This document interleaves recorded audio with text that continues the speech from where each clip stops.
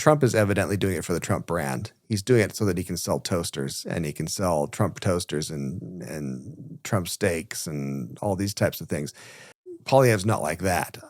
No one's buying a Poilievre toaster or Poilievre steaks. Maybe they will. Maybe I'll eat my words. My name is Brittlestar. Not really. And I'm Sandy Garacino. Really. And this is Canada Watching U.S. News.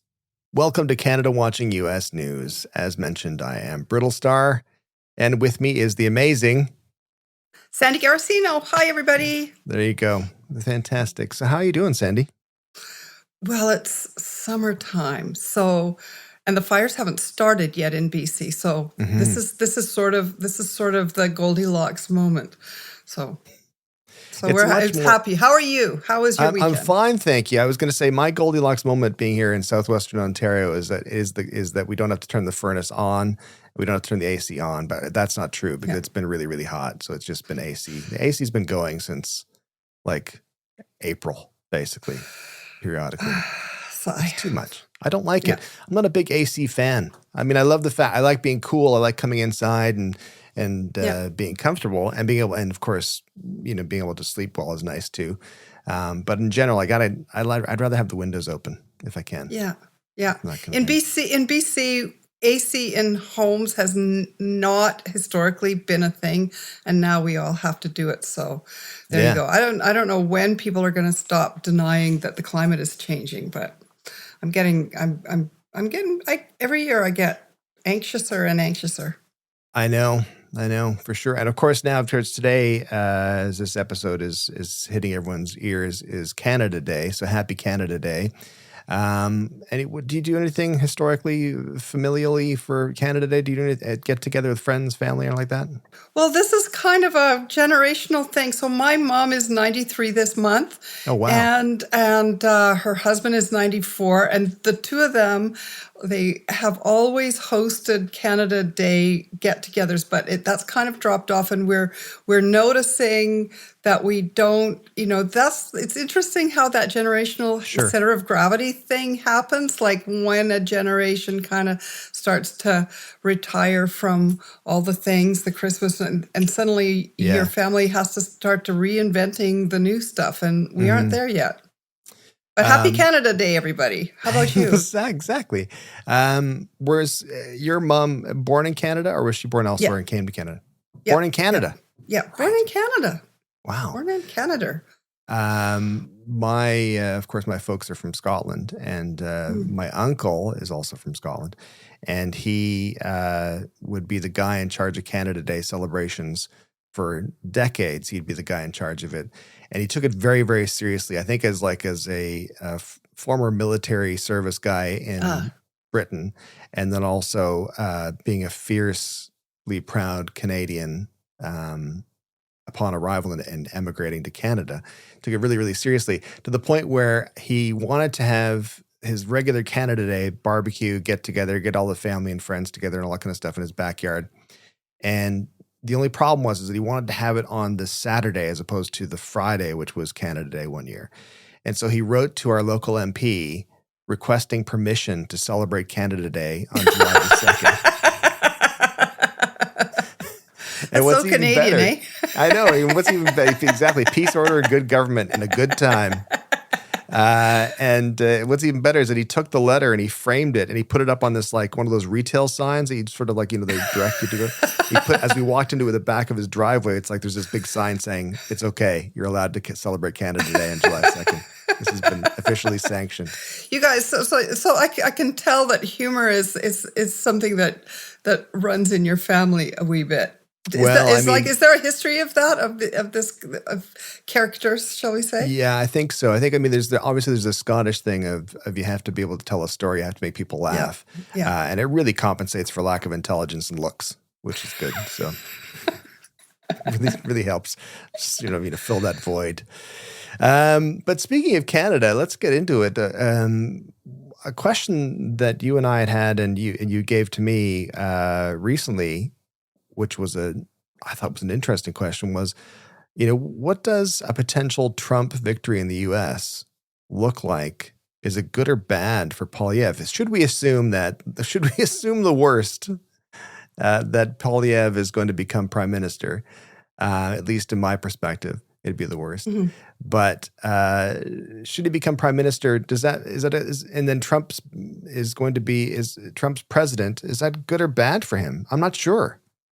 Well, I'm interested in whether it's good or bad for him electorally. Like if the Canadian election follows the U.S. election, Mhm. I'm interested in are Canadians going to go, oh, we better kind of resist Trumpism and really think twice about this vote? Or should we be worried about what Poilievre is going to bring to what that government is going to be? Or another alternative is, should we get behind Poilievre because Trudeau will definitely be in Trump's crosshairs? And so the relationship is 100% going to be on the rocks if Trudeau is elected. So which way do you think? I'm interested in what Canadian voters will do with that. I don't know if you have any thoughts about that. Well, I mean, I think you're bringing up a really good point in that I feel best case scenario is that if Trump gets elected, that's not the best case scenario. But if he gets elected and returns to office, I would hope that would be a bit of a wake up call for all the apathetic and all the people who don't vote. And the people who think, oh, maybe I should actually get out there and vote because I think this is that might still not be enough to keep Poilievre out of it's depressing PMO. But I think what's interesting to me is that I'm not sure it matters. No, I'll take that back. I'm not sure that Poilievre being prime minister is any better for Canada if Trump is president. Meaning, I know what you're saying with Trudeau being in the crosshairs, mainly because of that picture of Trudeau and Melania, where she just looking adoringly. Exactly, just looking adoringly at Trudeau.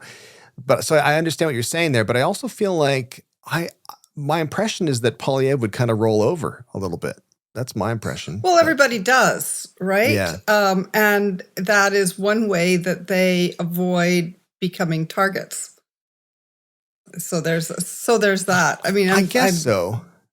I mean, there's the economic powerhouse that is the U.S. that when Trump was last in office, he I can't remember exactly what the tariffs were for. Lumber, is that right? I believe it was lumber tariffs. Yeah, there were. Oh gosh, should have boned up on that before. No, people don't come here to be informed, Sandy. They come here just to get depressed. Just as long as let's get that out of the way, everybody. Do not come here to be informed. Adjust your expectations and get your news elsewhere, weirdos. Well, this could be our big chance to sow wild disinformation. Exactly. And who's saying we won't? You never know. But then when he did the lumber tariffs or whatever the tariffs were, I'm sure positive it was lumber. And yeah, softwood lumber is big. Yes. And then Canada responded with individually chosen tariffs on things like bourbon and things like that, like just to affect not the country as a whole, because there's no way we can affect the U.S. as a whole, but we can affect individual, pressure points or pain points, which I quite enjoyed.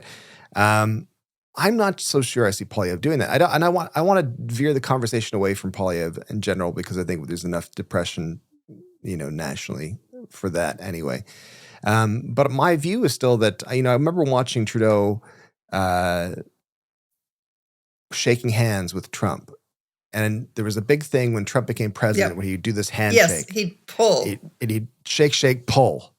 Yeah. And I remember watching Trudeau and I thought he must have been boning up on this. He must have been ready. He must have been ready. He was very practiced, wasn't he? Because he grabbed the back of Trump's elbow and shook his hand and hung on. You could see the tension in his left hand, just holding his elbow in place. And I thought, oh, well, good for you. That's pretty good. I think that's pretty good. That was a long time ago, Stuart. There's been a lot of blood under the bridge since then. It's been so, as you said to me, it's been so encompassing, right? It's been so, I think, like worrying about Trump as a Canadian in general and as a world citizen is been so tiring and all Yeah. encompassing. And it's been from the get-go. I know that both of my boys and Shannon, my wife, were sick of me. I would be panicked thinking, well, this is it. This is going to take him down. This is going to take him down. Yeah. You guys seen that new Tom Arnold report? Listen, Roseanne Barr's ex-husband, it's going to take him down. Get ready. He's got all the information. And they used to mock me mercilessly for it. And they were right to mock me. But it was just that idea of like, it really was like anxiety inducing to sort of see it happen. Well, I think that's actually something that I always joke about. This should be a drinking show because it does make me very anxious. This whole thing makes me very anxious too, but I just got exhausted by it. I just got completely. It was just so overwhelming. And like you, for the longest time, it was, well, there'll be this, and then there's this, and, the Mueller report. And then what about this about the Mueller report? And then, then we can barely remember that Joe Biden has been president for almost 4 years. Yeah. And actually, for a number of those years, it was really relaxed, wasn't it? It was like Trump was kind of out of the picture; he was gone, and now this whole shit show, is back again, and we're back with this nonsense. But I also think that there's the mental health aspect of all of this too, which is that this is not good, and it's especially not good for Canadians because we have nothing to say or do about any of this. We're, on this ship of fools and we're below deck and we're just kind of going along with however it's going to go. But I feel like I do feel like a lot of us are going to need a lot of counseling by the time November rolls around.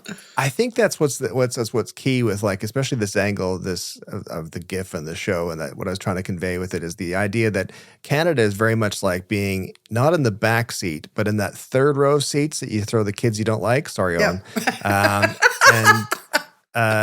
They're powerless to do anything. You're yelling at the driver to say, You're strapped in. You're strapped in. Exactly. You can only tantrum. Exactly. And it's so nerve-wracking because there's nothing you can do. There's absolutely nothing you can do. And I did appreciate when Biden came in. I mean, there was a huge sigh of relief. Actually, I can go back even further before I start that. I remember with Trump winning the Republican nomination, everyone thinking, ha, ha, ha, ha, this is really funny. Then seeing the other cast of characters that were running as well and going, uh-oh. I think I remember thinking back to, it must have been the Republican leadership convention or whatever it's called. And Ben Carson, is that right? Carson? Yep. Who is a brain surgeon. Which is hard to imagine when you look at the guy. So hard to imagine. When he's being interviewed, it's like, Has anyone called him on that yet? Has anyone said to him, prove it? Is he the Ronnie Jackson of brain surgeons? Exactly. I think there's a problem with your head. Hey, Robert, I think you got a worm in there. But I remember watching him like standing like a doofus, just not understanding to come out when his name was called and not understanding this idea. Or calling the names of people like, Ted Cruz, blah, blah, blah. And it would be calling his name and he would sort of stand there and look and I was like, oh no, like the bar is incredibly, incredibly low. Yeah. And the most famous one is Trump. And he's going to get the nomination based on the fact that everyone knows who he is and he knows how to respond to a basic cue. And I remember Shannon and I did a live stream at that time, fully expecting Hillary Clinton to be, at the election night we did a live stream, fully expecting Hillary Clinton to become president. Yep. And it was going to be historical and it was going to be a historic moment with the first woman president. And think of what you will about the Clinton family in general, but she was evidently overqualified for the job and ready to go. This is one of the smartest, most educated leaders the country's ever had. Most prepared. Yeah. And there's, if you want, we got rid of the live stream because it was too depressing. Because we had we had made graphics. We had made all this stuff. I was wearing a suit. Yeah. I think Shannon was either in a gown or in her pajamas. I can't remember which one it was. I really focused on myself. And we were all excited, and our faces, you could just see over the course of the evening, Yeah. just falling and being like, Yeah. what is happening? I don't understand it. Yeah. So to bring that point back up to your question, if Trump is in, what does that do to Canadian voters? Like I said, I hope it would motivate the apathetic and get them out there going, oh, we don't want that to happen here. Is there a chance, though, that it's going to make the conservative side, the right-leaning side of Canada go, all right, let's really dig in. We should make sure we get out and vote as well? I hope not, but maybe. What do you think? Well, I think I don't know. I think it will turn up the heat and introduce an element that we haven't seen in any of the talk about the election going on. I mean, the strangest thing is this kind of gloomy sense that this is a change election, that really Justin Trudeau has played his hand. We know what he is. I'll forever be frustrated that this guy who was an acting teacher can't act more like he's not a very good actor. Like, just act more like a leader. Yeah. Do you know what I mean? Like, how I do. You're supposed to be projecting confidence. You're supposed to be projecting forcefulness and resolve and be that guy. And it seems to be beyond him to at least act like he's in charge of Canada. And is that a bad thing to say? I don't know. Well, no, I mean, I think he's excellent at throwing himself downstairs. Have you ever seen him do that trick? That's pretty good. And apologizing. And apologizing. And yeah, there are probably lots of apologies. He probably hasn't apologized enough, but but it does get on your nerves after a while. Oh, for sure. And I think that he's on. I think everybody is just kind of like, can we do something different now? And it's not even that everybody loves Polyev. I think they're just tired, very tired. And the government seems tired. So there is this energy, and the conservative movement, I think, will be very, very energized. One of the things that I look back as I was thinking about this question, and one of the things I look back to is actually the Convoy. And when we were talking with Bruce the other day, and you were saying, Stuart, that nobody pays any attention to Canada, and Canada isn't really in anybody's. In the United States, we don't break through into the consciousness there. But do you remember the Convoy, the Ottawa Convoy, which in a very strange way people forget, because we all get amnesia about this stuff. But I actually watched that thing start to come together, and I thought, this is actually targeting Aaron O'Toole as much as it's targeting anybody. This is a conservative. This is a move to take out Aaron O'Toole, to challenge him, and it did. He didn't survive that, and there was Polyev with the donuts. Well, who else was there? I remember that Donald Trump, Fox News, Tucker Carlson, Ted Cruz, Greg Abbott, and there was a whole roundup of all the worst and the lowest, instead of the best and the brightest of the American conservative movement. And Fox News was covering this constantly.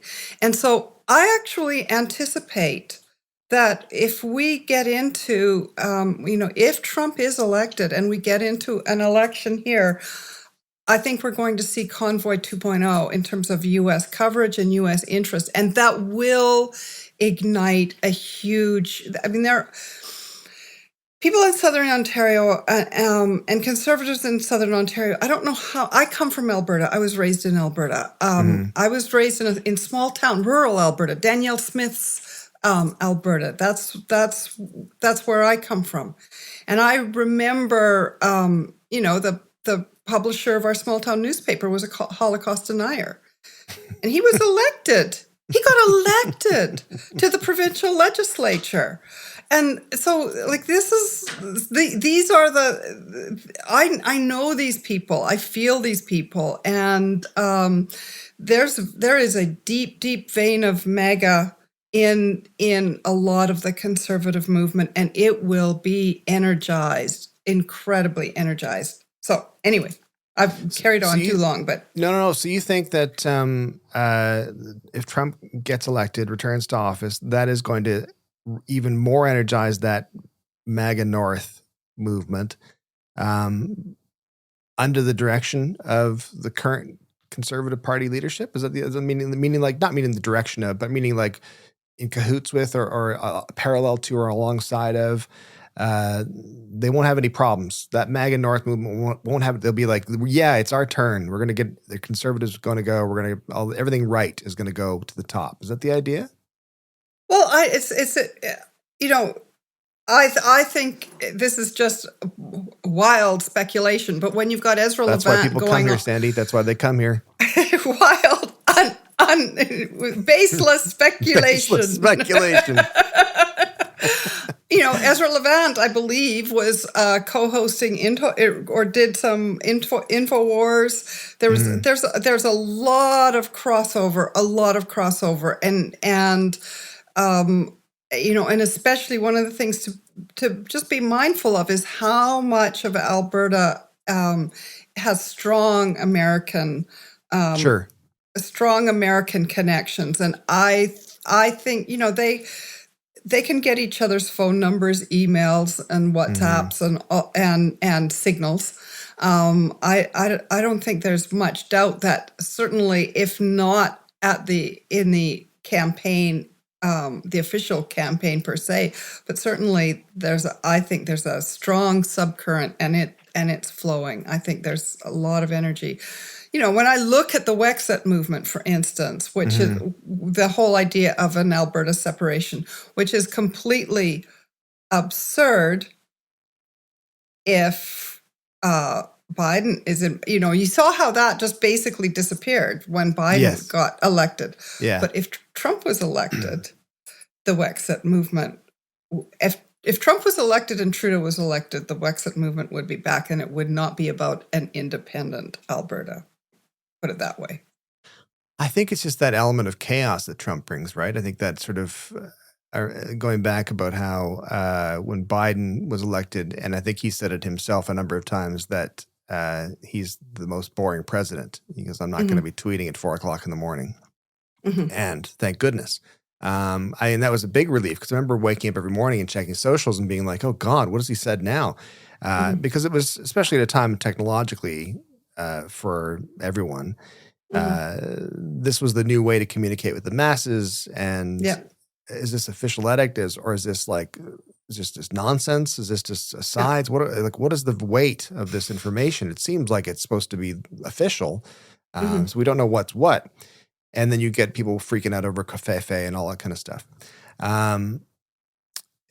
It's that chaos that I think freaks me out the most, and that I don't like. I think they're too big. It's like I read a fantastic book, which I often quote, and I'm sure that Owen is just going, "Oh God," right now. But I read a book ages ago called The Walmart Effect, and I wish I could remember who it's by. It doesn't matter. You can go find it. Just search for The Walmart Effect.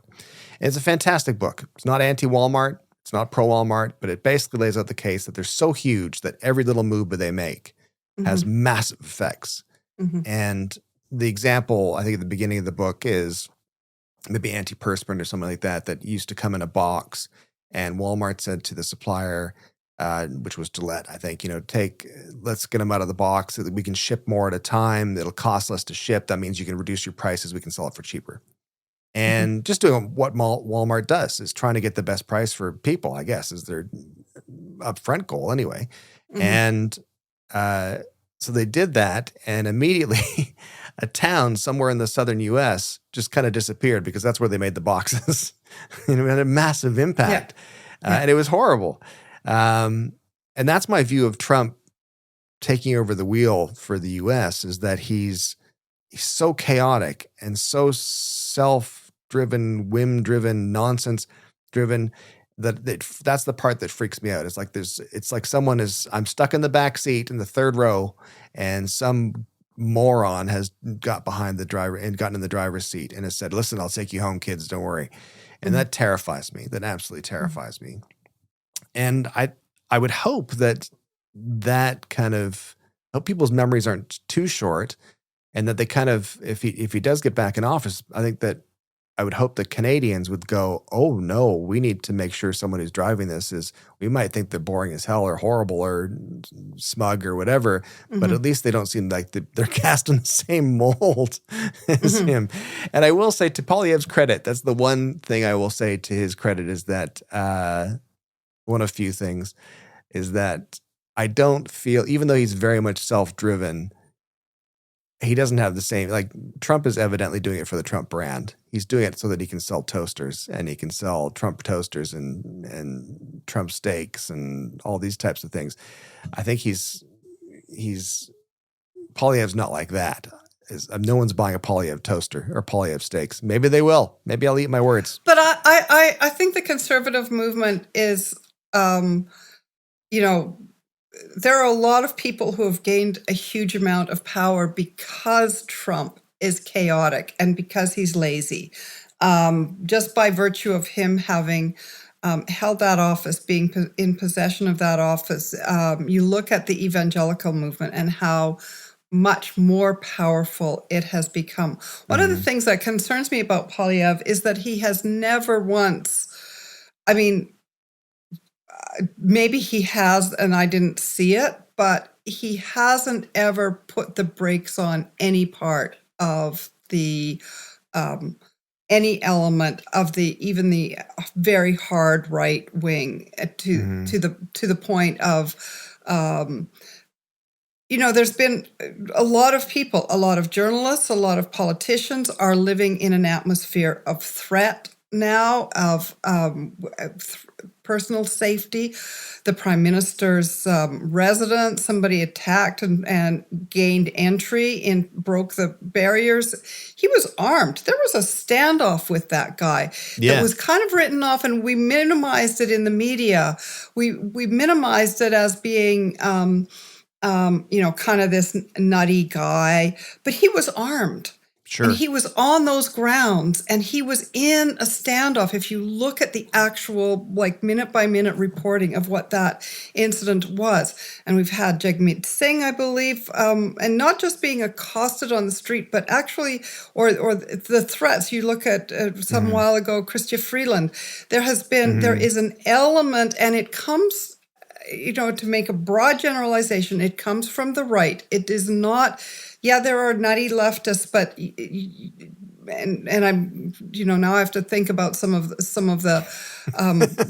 some of the other issues, but journalists on the right are generally not afraid for their safety. Men journalists on the right are not afraid for their safety. Women journalists in the center, progressive, often are, and so are politicians. And Shannon Phillips from Alberta, who just resigned because of the constant, never-ending harassment and that she was experiencing, and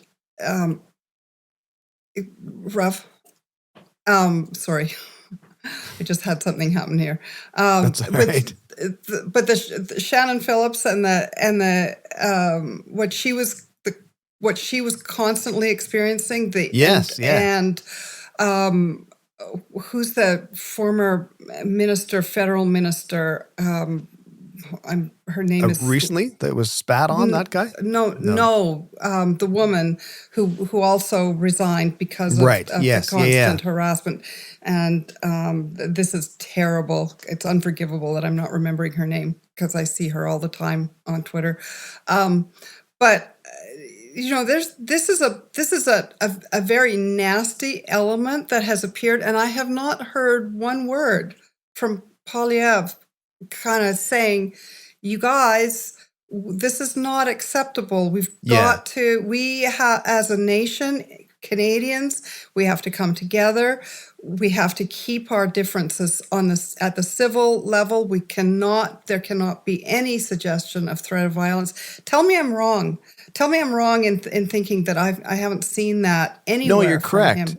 I think that, I mean, this is, it's the face-eating leopard party saying, Yes, right? It's the idea of like, I we're never going thought to see. Yeah. And that's exactly it. I tweeted actually a few days ago, 2 days ago. Do the politicians in opposition who, by their own actions, teach the public to despise and abandon decorum towards the politicians in power, think they'll be immune to the same? And then I thought that sounded a bit Conrad Blackie. Less word salad version. If you train people to be horrible, they probably won't stop. And the responses, the negative responses I got, I mean, I was actually referring to just all politicians in general. Yeah. This tactic of Canada and the US and the UK, if you allow decorum and civility to break down, you probably will have a very difficult time getting it back once you're in power. And I don't understand why that isn't being understood by all the parties. I mean, relating this back to the US, I think to myself, there's going to come a time, even if Trump gets reelected, and the amount of fealty that towards him from the Republican Party, I don't think anyone's properly paused and went, that might change. They might not. All you have to do is be mildly interested in history, and you realize that these ruthless monarchs who take over power end up getting their heads chopped off. And I'm not suggesting anyone's getting their head chopped off, but I'm saying that if you set the stakes, then that's the stakes you're playing at.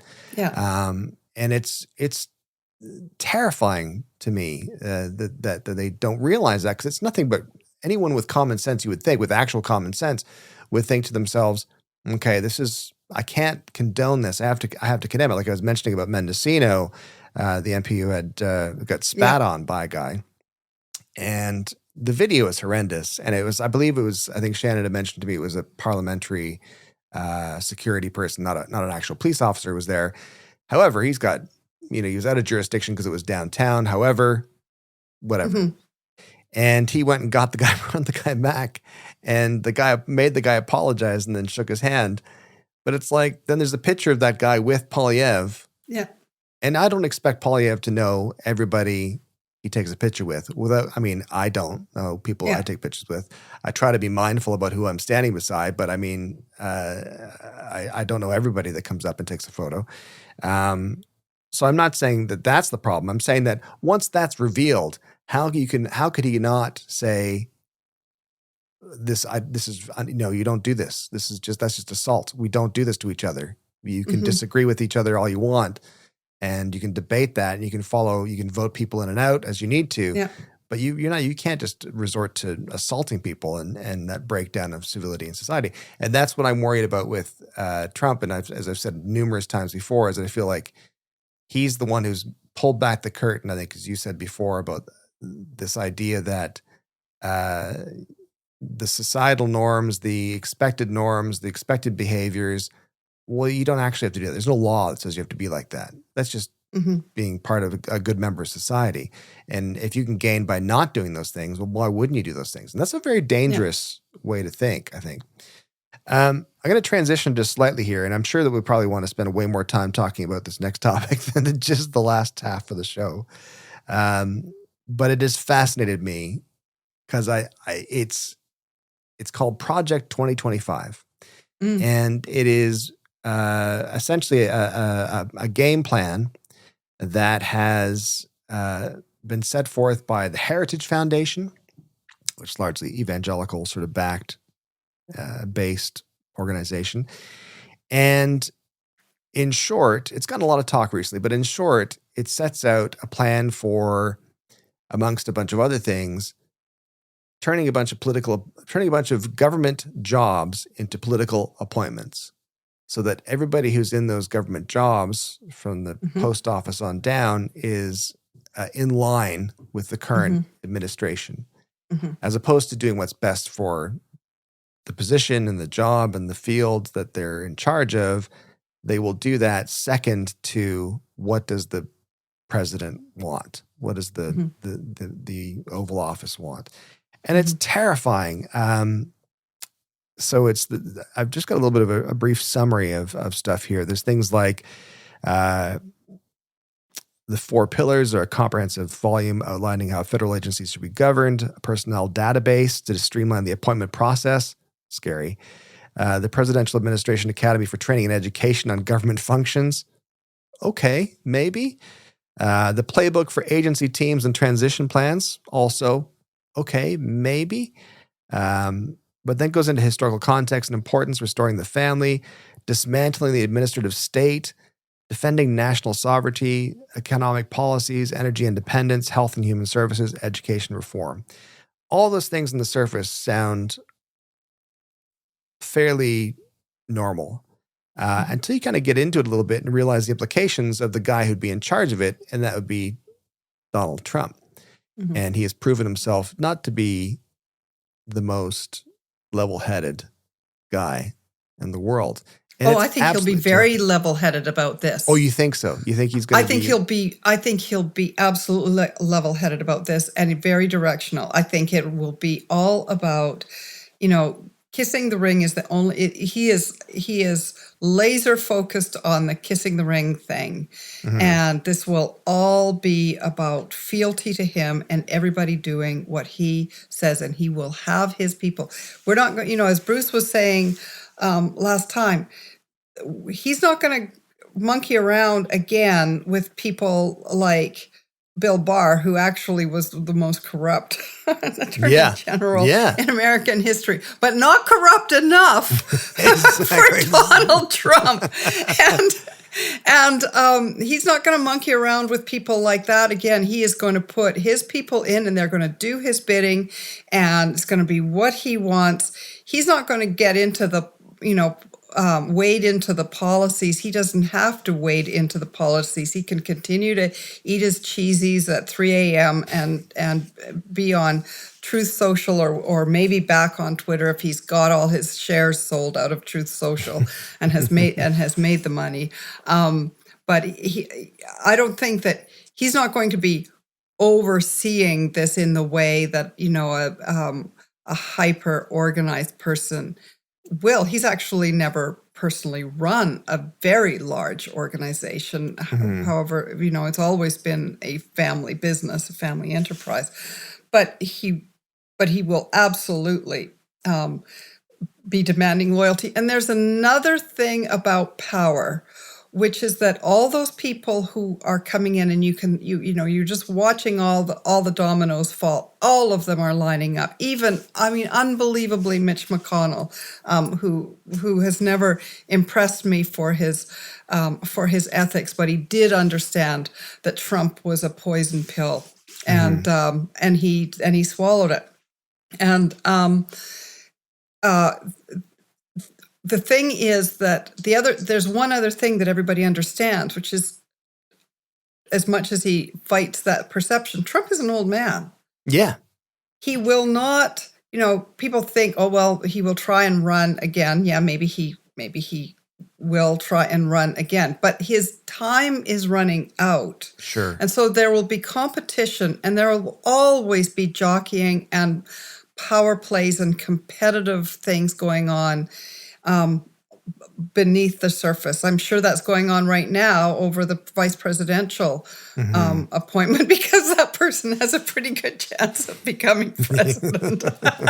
It's never been a better time to be a vice president, really. And this project 25, I take completely seriously, and the people running it will be a lot more organized. Because remember, Trump didn't think up all this evangelical stuff. No. Or even the, overturning Roe versus Wade. These were all instruments of power in his hands. He doesn't, how many women has this guy had to seek abortions for, wildly speculating? like he doesn't have a bone of actual principle in any of this, but it's all about power and using the power that others have, that once they have that and they bestow that power on you. So Project 2025, there will be very organized people making sure that happens. Look what they did to the US Supreme Court. Absolutely. Yeah. I mean, there's a couple of things that come to mind with that. One is that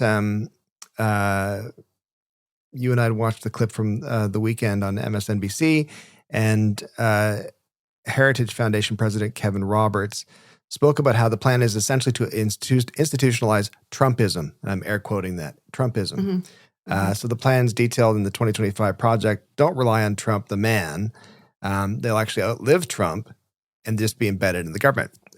Here's what I think is hilarious about that. One, what is that? I mean, that's entirely subjective based on whatever position you're in relation to Trump. Because I don't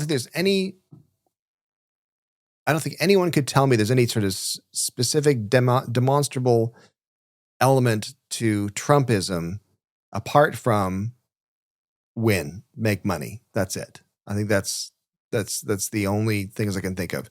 And that's what brings me to the point of Project 2025 and institutionalizing whatever they happen to think Trumpism is, with, becoming more evangelical, or, making sure Roe versus Wade never comes back, and all this kind of stuff, and banning birth control and contraceptives and stuff, which is just asinine. Is that Trump, I think, he's chaotic because he will do anything required to win. And I'll air quotes that as well, to win in his mind. He will take any opportunity. He will do anything he can to win. Once he is in absolute power, if this Project 2025 comes to fruition and becomes instilled and it's happening, and he's now in fully control of things, and what's the term? They have a fantastic term, and I wish I could remember what it is. See if I can find it. It is a terrifying term. Unitary something. See, if someone had Google, they'd be able to find this. The singularity or whatever. Or yes, yes. Essentially, laying out like old school monarch sort of qualities. You can do whatever you want, basically. You get the final say on everything. Once he has that final say on everything, he's essentially won. So, who's steering the ship? To what benefit does any of this have anybody? If it's not him? And that's the interesting part to me, is that he's so chaotic. But once he has absolute power, where does that chaos go? What does that turn into? That turns into people who thought, well, I'm on the list, so I'm going to be appointed, and now he hates me. Or it goes back to the leopard face-eating party, or the face-eating leopard party. It's that idea of like, you're building a house on sand here. This guy is going to change, and that's his one element that's stuck out, I think, throughout his entire career as a businessman. I'll air quotes that as well. Is that he will do anything to win the game, and that is not a foundation you can build anything on. That's the scary part for me, I think, for sure. Well, and I think that the interesting thing, from a Canadian point of view, and looking at somebody like Poilievre, because my read on Poilievre is that he actually is an exceptional student of power.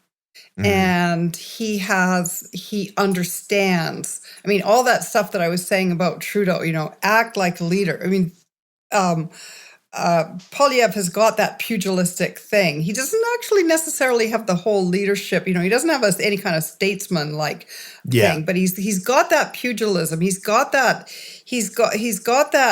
tone of you punch first. Yes. And punch hard. And it doesn't matter who you're talking to or about, whether it's the media, whether it's the judiciary, whatever. You take no prisoners, and just that sort of, just that hard push. And there will be organized groups, and remember why the Conservatives went towards him after Erin O'Toole and Andrew Scheer, apart from the fact that they kept getting defeated inexplicably by Justin Trudeau, which they could not understand. But they were also the People's Party of Canada. Mm-hmm. And there was that movement on the right, and they have sealed that up, and now they're also moving to the center.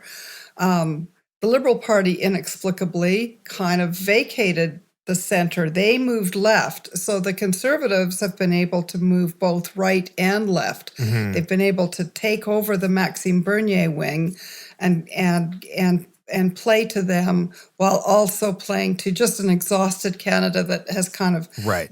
had it with Trudeau and doesn't think Poilievre is that bad. Because remember, a lot of, like, so many people, most people aren't like us, Stuart. Most people, I mean, we're like the football fanatics or the hockey fanatics that know every play on every team and every player, and we know the stats on all of this stuff. So we are paying attention. And Catherine McKenna is the name of the person I was trying to think of. Course. Who got to another person who was victimized by this. But Poilievre understands power. And I mean, we can say that Trump is an idiot. We can say that he's disorganized. We can say all of those things. But he has understood power. I had no, to me, he was a buffoon when he first sprang on the scene years ago. But the media environment has changed so drastically since then. And Trump understood that, he really had the whole Roger Ailes thing down to a T. The Roger Ailes of Fox News, who brought in Fox News with Rupert Murdoch, and who said, if you're not on TV, you're nowhere. At that time, world has changed. But he understood the power of image. And I do think that Poilievre, if he's smart, and I think he's smart, I think he's very smart. And if he's smart, he will take cues from Donald Trump. It would be foolish not to. So I think we should assume that those are going to be there. And we're seeing those signals. We're seeing when he's making statements that, maybe he's going to musing aloud that maybe the notwithstanding clause, maybe he'll use the notwithstanding clause. I think he will do what he can to politicize the Supreme Court of Canada. The Supreme Court of Canada was a huge thorn in the side of Stephen Harper. I think Poilievre, as a smart and an astute power politician, is will move to weaken the Supreme Court's limitation on his power. There will be all of these, and he will play to that evangelical wing because they hold a lot of keys for him. If anything starts to weaken, he will want that evangelical wing to be coming in to support. And women know where that goes. That hasn't been out there. And again, there's always this, there's a reluctance to believe that someone will do the obvious thing if they haven't already done it. If you can't prove they're going to do it, then, they probably won't do it. But if you look at the playbook that Donald Trump has used, he has ridden the evangelical horse to power, and he rewarded them for that. And as far as I don't see one sign that Poilievre won't do something that Donald Trump has done. Have you seen one sign? Like, has there been one indication anywhere that, that's too far. That's going too far. I wouldn't do that. Remember when we thought this show was going to be a comedy? Yeah. It's a tragedy. It's a tragedy, it's a razor thin line between the two. But I don't think that the Canadian public will I think the Canadians are different than Americans. I think that Canadians would see a Poilievre come in and they'd be happy to see some change. They've kind of had it with Trudeau, and they'll follow the whole wokeism stuff until it starts to bite. Yeah. And then they will, and I think that the media will not be as supine as the American media has been. Mm-hmm. Well, we can only hope, and it's a unitary executive theory was what I was trying to remember from before. But that idea that Trump gets to power and he can do whatever the hell he wants, and controls the entire federal executive branch, which is just, I mean, I don't know, it's just scary to think of. Well, on that happy note, we'll wind this episode down, and we want to thank you all for watching and/or listening to Canada Watching U.S. News, and remind you can subscribe to Canada Watching U.S. News at CanadaWatchingUSNews.com. You'll get an email notification each time there's a new episode. And of course, you can subscribe and follow on your favorite podcast platform. Sandy, it was depressing as always. Stuart, well, it's going to be, it's interesting. It's interesting. I think we have to get through it. We have to talk through it first, and then we can get to the laughs and the yucks afterwards. Well, we'll get there. Exactly. We'll get there. Thanks so much, everyone. See you later.